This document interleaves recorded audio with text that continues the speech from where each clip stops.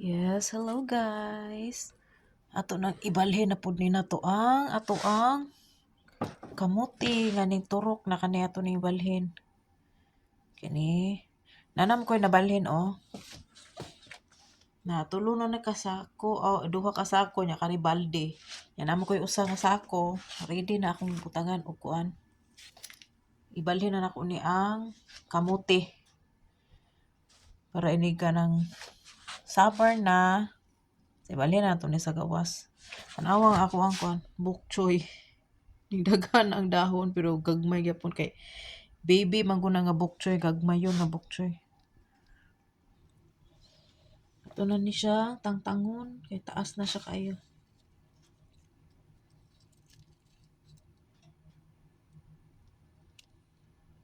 See. Ako taning balhinon pura usaw nya. Kamay pa man kayo good so. Kanina lang atong ibutang itanim.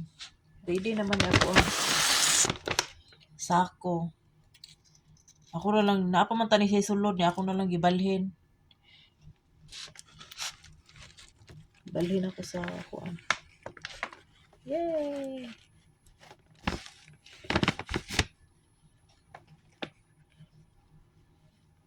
Excited ako kanang mag-summer ba? Parang ano gani? Excited ako makatanom og kanang patatas.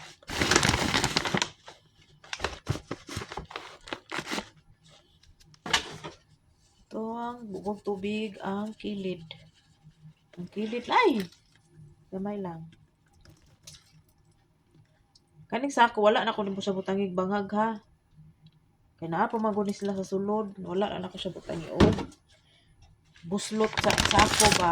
Pero magbisbis ko dili na ko daghanon og tubig. Iguon na gyud ako ang tubig ba nga kanang mga basa siya. Kaya naa pa maguni sa sulod sa balay. So,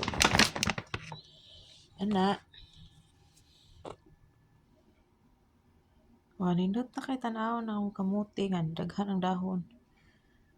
Ano siya bago mga 2 weeks na nina ko siya nga gibalhin dire. Ano sa taon na silang duha.